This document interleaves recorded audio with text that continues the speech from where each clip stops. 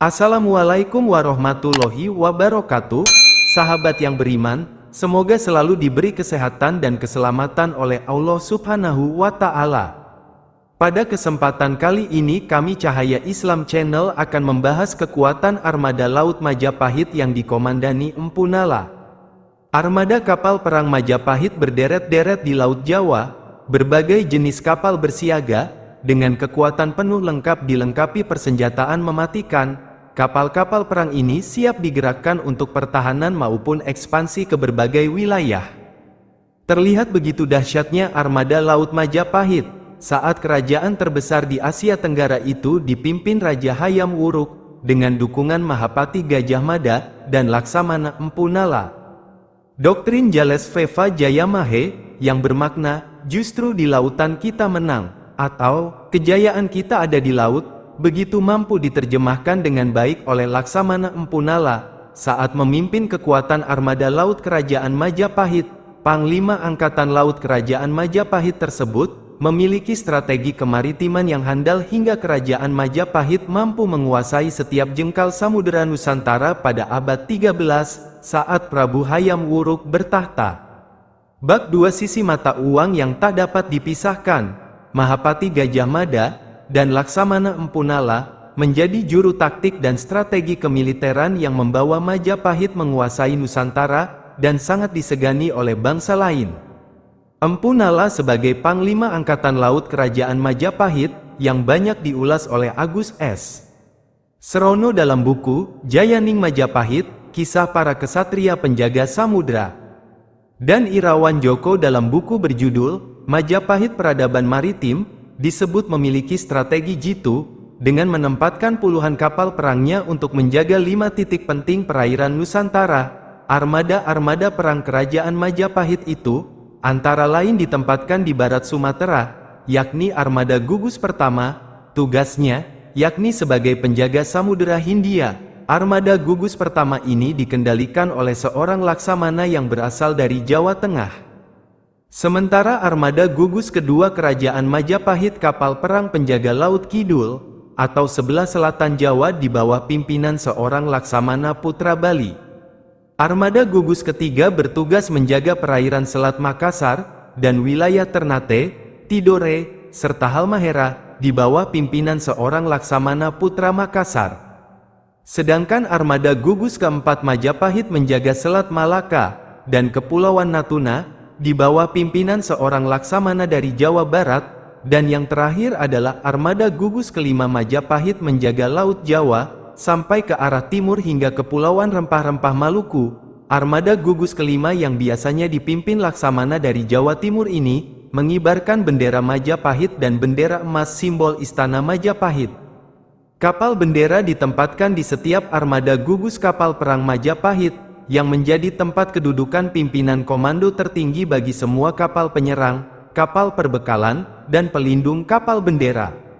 Menjaga perairan Selat Malaka, dan Laut Cina Selatan, menjadi tugas armada gugus keempat Majapahit.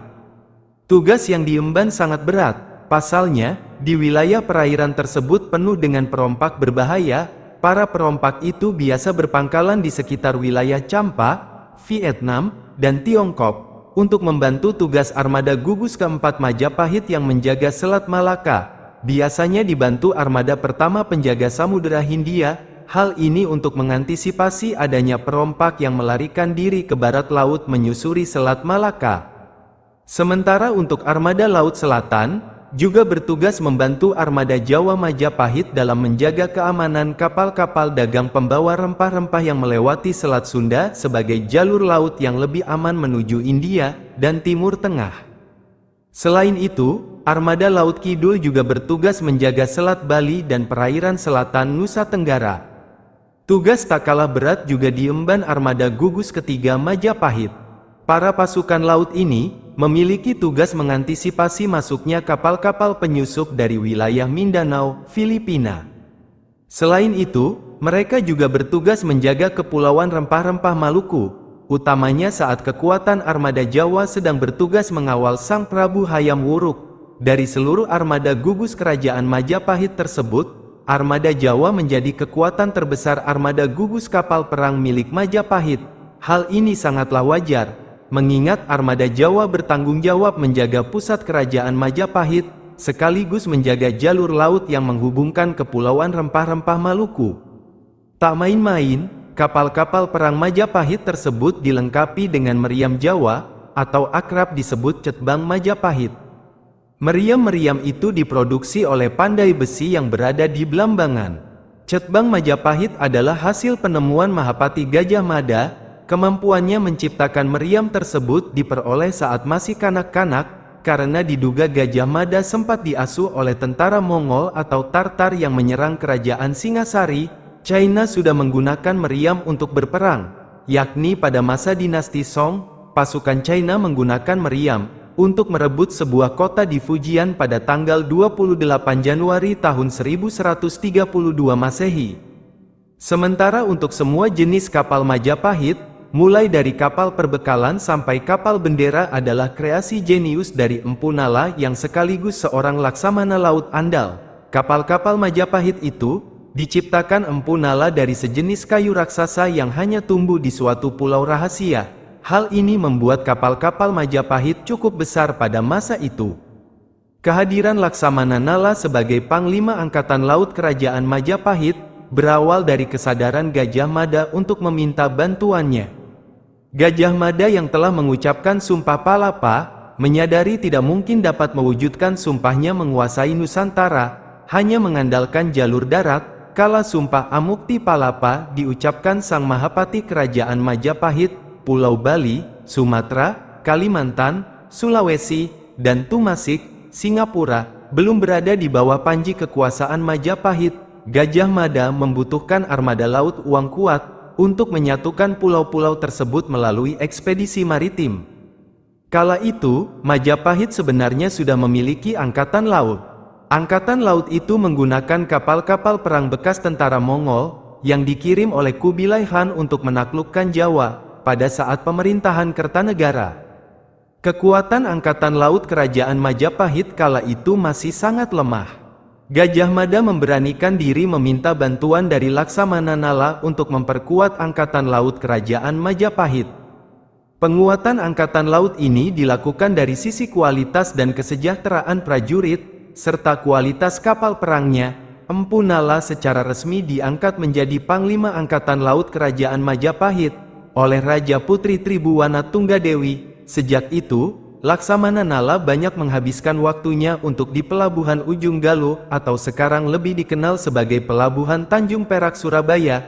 Kala itu, Ujung Galuh merupakan pangkalan Angkatan Laut Kerajaan Majapahit. Bagi Empu Nala, dunia kemaritiman bukan hal yang asing lagi, karena dia dibesarkan di wilayah pesisir. Selama berada di pangkalan militer Angkatan Laut Kerajaan Majapahit, dia langsung mempelajari konstruksi kapal perang peninggalan tentara Mongol. Dari hasil penelitian yang dilakukan Laksamana Nala, akhirnya dapat ditemukan kelemahan dari kapal perang peninggalan tentara Mongol, yang menjadi kekuatan utama Angkatan Laut Majapahit. Salah satu kelemahannya adalah bentuk badan kapal yang gemuk sehingga mempersulit sistem navigasi kapal. Berangkat dari data tersebut, Empu Nala akhirnya merancang bentuk kapal yang ideal bagi Angkatan Laut Majapahit. Dia mampu merancang badan kapal yang lebih ramping namun kapasitasnya jauh lebih besar daripada kapal sebelumnya.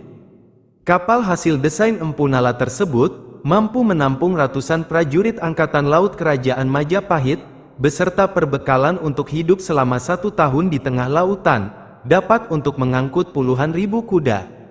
Selain desain yang sangat bagus, kapal perang Angkatan Laut Majapahit juga dilengkapi meriam Cetbang yang dikenal dengan keganasannya dalam setiap pertempuran. Meriam karya Gajah Mada yang dipasang di kapal-kapal perang Angkatan Laut Majapahit tersebut, membuat para pelaut dari Eropa ciut nyalinya. Pembenahan di internal Angkatan Laut Majapahit, akhirnya mampu dituntaskan oleh Laksamana Nala. Bermodal kekuatan internal yang utuh, Laksamana Nala mulai memimpin ekspedisi maritim Kerajaan Majapahit ke seluruh Nusantara. Tentunya ekspedisi maritim ini juga langsung di bawah pengawasan Gajah Mada. Pada sekitar tahun-tahun 1339 sampai tahun 1341, Angkatan Laut Majapahit yang dipimpin oleh Laksamana Nala berhasil menundukkan seluruh Nusantara bagian barat, yang dimulai dari Kerajaan Samudra Pasai, berlanjut ke seluruh Pulau Sumatera, Semenanjung Melayu, dan berakhir di Kalimantan.